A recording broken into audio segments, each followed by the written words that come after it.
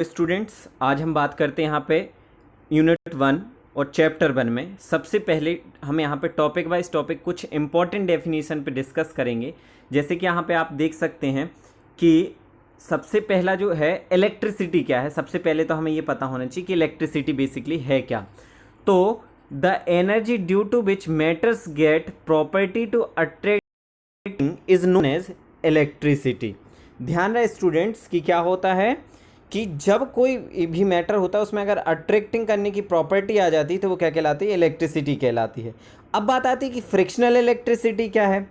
किस चीज़ की बात आती है यहाँ पे? Frictional electricity. तो फ्रिक्शन आप नाम से ही समझ में आ रहा है कि जब हम किसी चीज़ को क्या करते हैं, रब करते हैं, रबिंग करते हैं, तो उसमें क्या होता है कि एक इलेक्ट्रिसिटी प्रोड्यूस हो जाए तो उसको हम क्या कहते हैं? Frictional electricity. जैसे मैं अपने हाथों को अगर एक दूसरे से रब करता हूं तो उसमें क्या होता है कि एक इलेक्ट्रिसिटी प्रोड्यूस हो जाती है, तो उस इलेक्ट्रिसिटी को क्या कहते हैं? हम फ्रिक्शनल इलेक्ट्रिसिटी कहते हैं।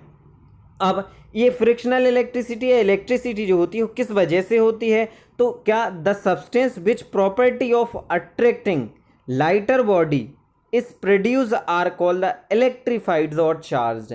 मतलब जिनकी वजह से हम बेसिकली कहें कि क्या होती है, किसी भी चीज़ को, एक लाइटर बॉडी को अट्रैक्ट करने की प्रॉपर्टी आ जाती है तो उसको क्या कहते हैं हम यहाँ पे? इलेक्ट्रीफाइड कहते हैं या फिर चार्ज कहते हैं। On electrification a body is said to have accepted charge, और उनको हम क्या कहते हैं?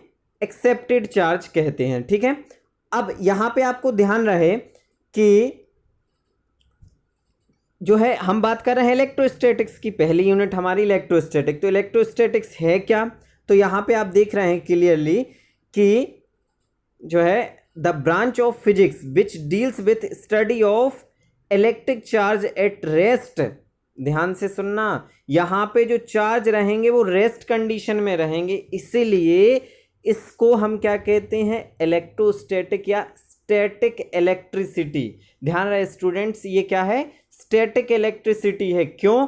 क्योंकि जो चार्ज रहते हैं इस कंडीशन में रेस्ट में रहते हैं। क्या में रहते हैं? रेस्ट में रहते हैं। ठीक है, अब हम बात करते हैं यहाँ पे कि the branch of physics which deals with study of electric charge in motion is called the current electricity. जब हम बात करते हैं काय में? मोशन में। किस चीज में बात करते हैं? जब हम मोशन की बात करते हैं तब वहां पे करंट इलेक्ट्रिसिटी आती है। दो टाइप की इलेक्ट्रिसिटी होती है, एक स्टैटिक और एक करंट, या फिर इसको इलेक्ट्रोस्टैटिक कहते हैं और ये क्या होती है? करंट इलेक्ट्रिसिटी होती है। ठीक है स्टूडेंट्स, अब यहाँ पे हम बात करते हैं यहाँ पे कि ये इलेक्ट्रिक चार्ज है क्या एग्जैक्टली? इलेक्ट्रिक चार्ज क्या है? तो ध्यान रहे कि एक टाइप की क्या है? फिजिकल क्वांटिटी है। क्या है? एक टाइप की physical quantity which when join by a substance. जब हम दो सब्सटेंस को ज्वाइन करते हैं और द सब्सटेंस, ध्यान रहे कि the substance become electrified and exhibits electrical property. मतलब अगर हमने दो सब्सटेंस लिए और उनको हमने ज्वाइन किया और उनमें कुछ ऐसी प्रॉपर्टी एग्जिबिट हो गई जो है जिसकी वजह से वो क्या होते हैं? इलेक्ट्रीफाइड हो जाती हैं, या फिर उनमें कहना चाहिए कि एक जो है अट्रैक्ट करने की प्रॉपर्टी प्रोड्यूस हो जाती है, तो उसको हम क्या कहेंगे? चार्ज कहेंगे, इलेक्ट्रिक चार्ज कहेंगे। अब इलेक्ट्रिक चार्ज है क्या? एक स्केलर क्वांटिटी है और it's SI unit is coulomb. इसकी एसआई यूनिट क्या है? कूलाम। ध्यान रहे स्टूडेंट्स, इसकी एसआई यूनिट्स क्या होती है? चार्ज की कूलाम होती है। और डायमेंशन फॉर्मूला क्या होता है? m0l0ta, m0l0ta। अब यहाँ पे हम 3 एक्सपेरिमेंट्स की बात करें। कई बार यहाँ से ऑब्जेक्टिव क्वेश्चन या फिर 1 मार्क्स में या 2 मार्क्स में क्वेश्चन यहाँ से पूछ लिया जाता है। तो सबसे पहले यहाँ पे एक्सपेरिमेंट 1 की बात करते हैं। हमने 2 ग्लास रॉड लेना है। क्या लेना है आपको? 2 ग्लास रॉड लेना है और एक सिल्क क्लॉथ लेना है। ग्लास रॉड और सिल्क क्लॉथ, और दोनों को क्या करना है? सिल्क क्लॉथ से रब करना है। क्या करना है? रब करना है। और रबिंग के बाद, after rubbing, hang with the help of string. किसके माध्यम से? स्ट्रिंग के माध्यम से उनको हैंग कर देना है। नॉन मेटेलिक स्ट्रिंग होना चाहिए। क्या होना चाहिए? Non metallic. अब सर बोलोगे कि नॉन मेटेलिक क्यों होना चाहिए? क्योंकि अगर हम नॉन मेटेलिक लेंगे तो उससे ये फ़ायदा होगा कि जो है उनमें चार्ज हमारे जो है बेस नहीं जाएंगे, डिस्ट्रॉय नहीं होंगे। क्यों? क्योंकि उसमें भी इलेक्ट्रीफाइड, अगर हम मेटेलिक लेंगे तो उसमें इलेक्ट्रीफाइड हो जाएगा वो। अब यहाँ पे हमने एक और रॉड लेना है। अभी एक रॉड ली थी, दूसरी रॉड लेना है, उसको भी हमने सिल्क क्लॉथ के साथ क्या करना है? रब करना है, और उसको भी जो है फ्रीली हमें एक स्ट्रिंग के थ्रू जो है उसको हैंग कर देना है। अब जब हम उनको हैंग करेंगे तो दोनों पे एक चार्ज प्रोड्यूस हो जाएगा। अभी हमने बात करी थी कि जब हम किसी दो सब्सटेंस को एक दूसरे से रब करते हैं तो उस पर इलेक्ट्रिक चार्ज प्रोड्यूस हो जाते हैं, और वो इलेक्ट्रिक चार्ज क्या करते हैं, यहाँ पे हम उसकी सतह पे आ जाते हैं, उसके जो है सरफेस पे, और जब हम इनको यहाँ पे अट्रैक्ट जो है यहाँ पे स्ट्रिंग के थ्रू जो है उसको हैंग करेंगे तो वो क्या करेंगे, एक दूसरे को रिपल करते हैं, क्योंकि आप जानते हैं कि जो सेम चार्ज होते हैं वो क्या करते हैं, एक दूसरे को रिपल करते हैं। क्या करते हैं, रिपल करते हैं। तो यहाँ पे फोर्स ऑफ क्या है, रिपल्सन। ठीक है, अब यहाँ पे बात आ रही है यहाँ पे सेकेंड एक्सपेरिमेंट की। यहाँ पे सेकेंड एक्सपेरिमेंट क्या है, सेम चीज। यहाँ पे हमें क्या लेना है, एक लेना है एबोनाइट रॉड, या हम कह सकते हैं एबोनाइट जो होती है प्लास्टिक रॉड टाइप की होती है, कि एबोनाइट क्या है, एक टाइप का प्लास्टिक है। ठीक है, और वुलन क्लॉथ, अभी वहां सिल्क लिया था, यहाँ पे वुलन क्लॉथ लेना है, और एक दूसरे को क्या करना है, रब करना है और हैंग करना है with the help of string. और स्ट्रिंग कैसी होना चाहिए, नॉन मेटेलिक होना चाहिए। Take another ebonite rod and repeat this process, जो अभी हमने इसके पहले प्रोसेस रिप्लाई करी थी, मतलब रब करना है और उसको जो है स्ट्रिंग के थ्रू हैंग कर देना है। और bring the cloth in the first hang rod and we can again observe the same property of repulsion. अब हम क्या देखेंगे, क्योंकि वहां प्लस चार्ज प्रोड्यूस हो रहे थे, यहाँ पे कौन से चार्ज प्रोड्यूस हो रहे हैं, माइनस चार्ज प्रोड्यूस हो रहे हैं। स्टूडेंट्स ध्यान रहे, क्या प्रोड्यूस हो रहा है यहाँ पे, माइनस चार्ज यहाँ पे प्रोड्यूस हो रहे हैं। तो यहाँ पे ये क्या है, एबोनाइट रॉड्स हैं। ठीक है ना, ओके। अब यहाँ पे हम बात करेंगे थर्ड एक्सपेरिमेंट की। अब थर्ड एक्सपेरिमेंट में क्या है, वही चीज बोला गया है कि अभी हमने पहले ग्लास रॉड ली, फिर एबोनाइट रॉड ली। पहले ग्लास रॉड के साथ सिल्क क्लॉथ लिया था, अब एबोनाइट के साथ हमने क्या लिया, यहाँ पे हमने जो है वुलन क्लॉथ लिया था। अब दो अलग अलग चीजें, ग्लास रॉड लेना है अलग और एबोनाइट रॉड लेना है अलग। ग्लास रॉड को किसके साथ रब करोगे, सिल्क क्लॉथ के साथ। किसके साथ, सिल्क क्लॉथ, ग्लास रॉड को सिल्क क्लॉथ के साथ, और एबोनाइट रॉड को किसके साथ, वुलन क्लॉथ के साथ रब करना है। तो एक पे प्लस चार्ज प्रोड्यूस होंगे और दूसरे पर क्या प्रोड्यूस होंगे, यहाँ पे माइनस चार्ज। ध्यान रहे, प्लस चार्ज और माइनस चार्ज यहाँ पे प्रोड्यूस होंगे। और अब जब एक प्लस चार्ज है दूसरे माइनस चार्ज हैं, तो आप क्लियरली देख सकते हैं कि यहाँ पे क्या होगा, फोर्स ऑफ अट्रैक्शन। क्या होगा यहाँ पे, फोर्स ऑफ अट्रैक्शन होगा स्टूडेंट्स, यहाँ पे फोर्स ऑफ अट्रैक्शन होगा दोनों रॉड्स के थ्रू। ठीक है, अब यहाँ पे बात आती है जो है कि अब हमने चार्ज देख लिए, चार्ज कितने टाइप के होते हैं। कई सारे बच्चों को पहले से पता होगा कि जो है चार्ज जो होते हैं हमारे दो टाइप के होते हैं, पॉजिटिव चार्ज और नेगेटिव चार्ज। ये है क्या, पॉजिटिव चार्ज, नेगेटिव चार्ज। तो अभी हमने देखा कि जब हम ग्लास रॉड को सिल्क के साथ रब कर रहे थे तो कौन से चार्ज प्रोड्यूस हो रहे थे, पॉजिटिव चार्ज प्रोड्यूस होंगे उसके सरफेस पे। और उसी ध्यान रखना, जब पॉजिटिव चार्ज प्रोड्यूस होते हैं तो लॉस होते हैं negative charge, is known as a positive charge. ठीक है, ओके। सेम टाइप में नेगेटिव चार्ज की, जब हम एबोनाइट रॉड को किसके थ्रू रब कर रहे थे, वुलन क्लॉथ से रब कर रहे थे, तो क्या हो रहा था कि यहाँ पे जो है प्रोड्यूस हो रहा है कौन सा चार्ज, नेगेटिव चार्ज। ठीक है, कौन से चार्ज प्रोड्यूस होंगे, नेगेटिव। यहाँ पे पॉजिटिव चार्ज, यहाँ पे नेगेटिव चार्ज प्रोड्यूस होंगे। ठीक है स्टूडेंट्स, तो यहाँ पे हमने कुछ बेसिक चीज़ें पढ़ी यहाँ पे कि इलेक्ट्रोस्टैटिक्स क्या है, करंट इलेक्ट्रिसिटी क्या है, या चार्ज क्या है, चार्ज कैसे प्रोड्यूस होते हैं, कब कौन से उसमें अट्रैक्शन होता है, कहाँ रिपल्शन होता है। ठीक है ना, यहाँ पे हमने कुछ एक्सपेरिमेंट देखे, यहाँ पे हमने स्टैटिक इलेक्ट्रिसिटी क्या होता है, करंट इलेक्ट्रिसिटी क्या होता है।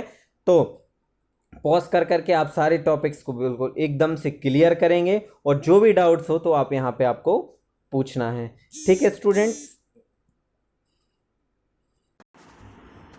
चलिए हम बात करते हैं यहाँ पे नेक्स्ट टॉपिक की। नेक्स्ट टॉपिक बहुत इंपॉर्टेंट टॉपिक है, एग्जाम्स में कई बार जो है यहाँ पे पूछा जाता है ना। ध्यान रहे कि ये जो है एग्जाम्स में कई बार पूछा जा चुका है। कौन सा, electronic theory of origin of charge. अभी हमने बात करी यहाँ पे टाइप्स ऑफ चार्ज की। अब ये टाइप्स ऑफ चार्ज जो हैं वो पॉजिटिव चार्ज होते हैं और नेगेटिव चार्ज होते हैं। ठीक है ना, तो अब ध्यान रहे कि इनका ओरिजिन कहाँ से हुआ, क्या हुआ, ओरिजिन आता है एग्जाम्स में क्वेश्चन कि electronic theory of origin of charge क्या है, ठीक है ना। तो सबसे पहले आपको ध्यान रखना है कि जैसे कोई भी मैटर होता है, ध्यान रहे matters are made up of molecules, का इस मिल के बना होता है मॉलिक्यूल्स, और मॉलिक्यूल्स में कम से कम एक और एक से ज़्यादा एटम जरूर होते हैं। ध्यान रहे कि यहाँ पे क्या होते हैं, नंबर ऑफ एटम्स जरूर होते हैं। अब जैसे ही आपके दिमाग में आता है एटम, और आप सीधी सी बात करने लगते हो कि जो एटम होता है उसमें positive charge, negative charge, electrons, protons, neutron, ये सारी चीज़ें प्रेजेंट होती हैं।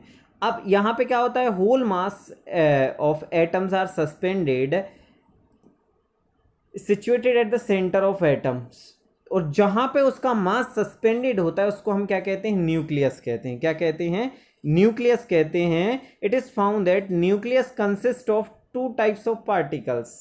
कितने टाइप्स के पार्टिकल से मिलके बना होता है, प्रोटॉन्स और न्यूट्रॉन्स।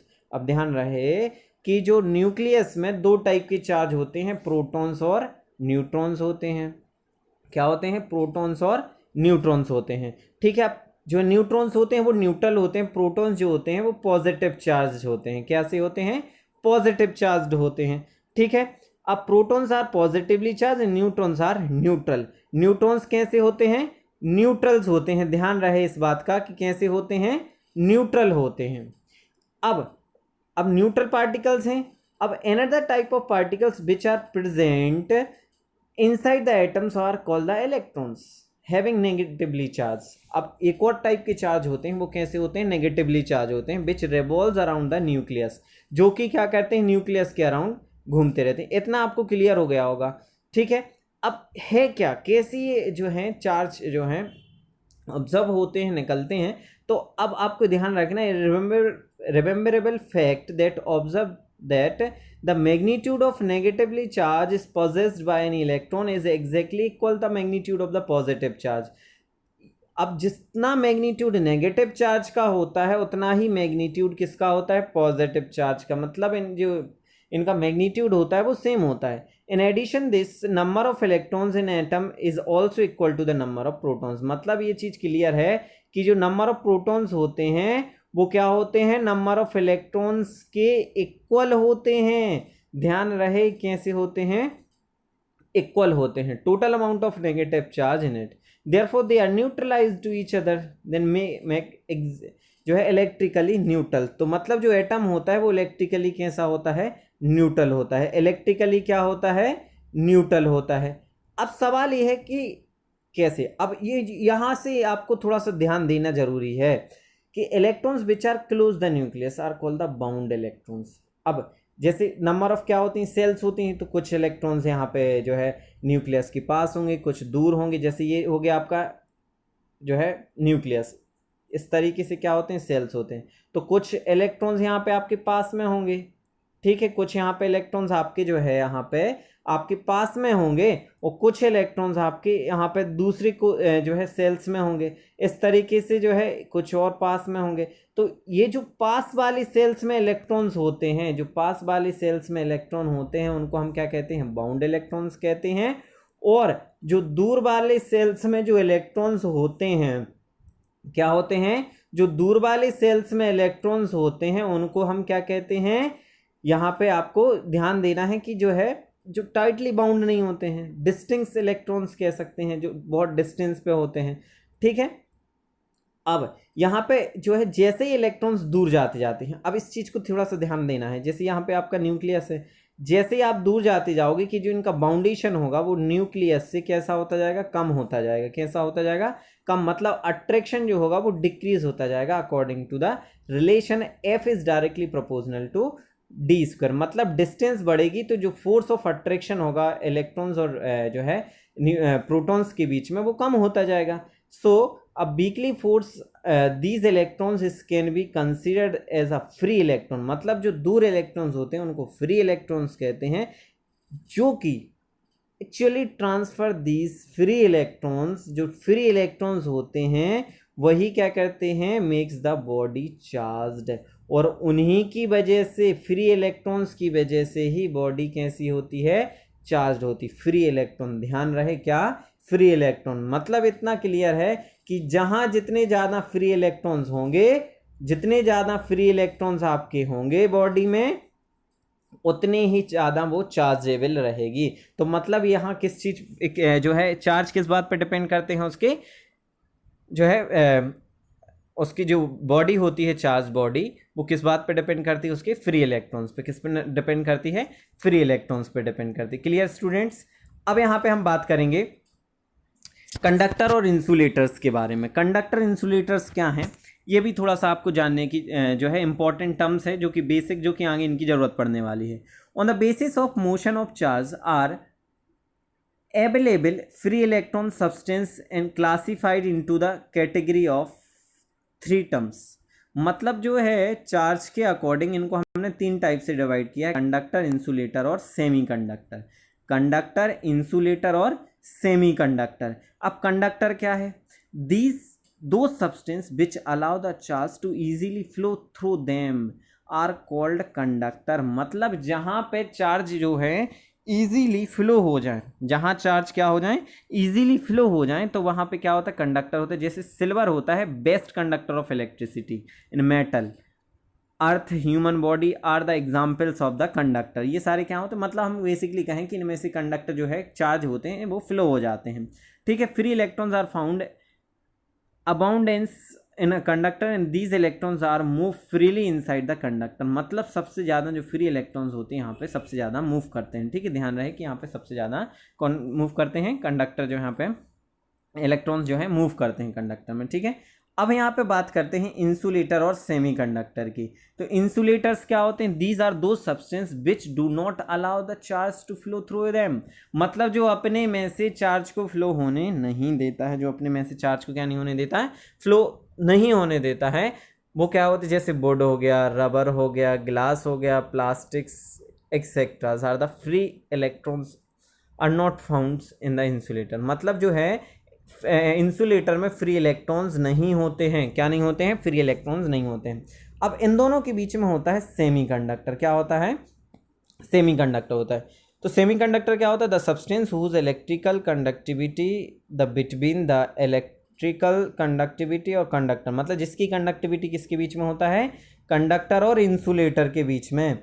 जिसकी कंडक्टिविटी कहाँ होती है, कंडक्टर और इंसुलेटर के बीच में होती है, वो क्या कहलाते हैं, सेमी कंडक्टर्स होते हैं। क्या होते हैं, सेमी कंडक्टर होते हैं। और जैसे ही हम टेम्परेचर बढ़ाते जाते हैं, इसकी कंडक्टिविटी कैसी होती जाती है, इंक्रीज होती जाती। ध्यान रहे कि क्या हो जाती है, इनकी टेम्परेचर बढ़ाने से इनकी कंडक्टिविटी इंक्रीज होती है, where of the conductor of the value is decrease.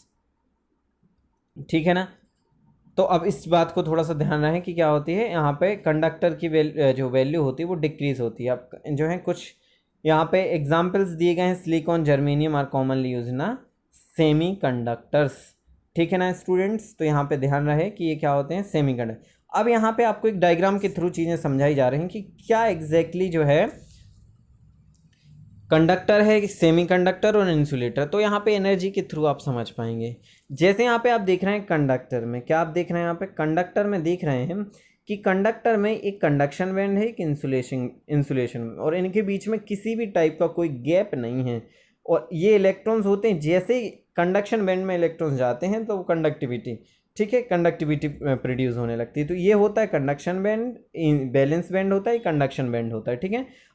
अब बात करते हैं सेमीकंडक्टर के, इनके बीच में गैप थोड़ा सा कम होता है ना, और इनके बीच में गैप जो है बहुत ज़्यादा होता है। तो ये जो फ्री इलेक्ट्रॉन्स होते हैं यहाँ बाउंड जो है कंडक्शन बैंड में जा ही नहीं पाते हैं, तो उस वजह से इसको हम क्या कहते हैं, इंसुलेटर कहते हैं। तो ये डायग्राम भी आप जब आता है तो इस डायग्राम के थ्रू आप एक्सप्लेन कर सकते हैं। ठीक है स्टूडेंट। तो आपको इतने टॉपिक्स, जो बेसिक टॉपिक्स हैं, मैंने आपको क्लियर कराए हैं। तो आई होप आपको समझ में आए होंगे। और जो भी डाउट्स रहते हैं आप प्लीज़ कमेंट करके अपने डाउट्स पूछें। मैं आपके हर एक डाउट का जो है सॉल्यूशन कोशिश करूंगा कि आपके हर एक डाउट को क्लियर करूं। ठीक है स्टूडेंट। तो ध्यान दें और अच्छे से पढ़ें, टाइम का यूटिलाइज करें, ताकि जो है आप अच्छे से घर पे बैठ के इसको पढ़ सकें। Thank you. Have a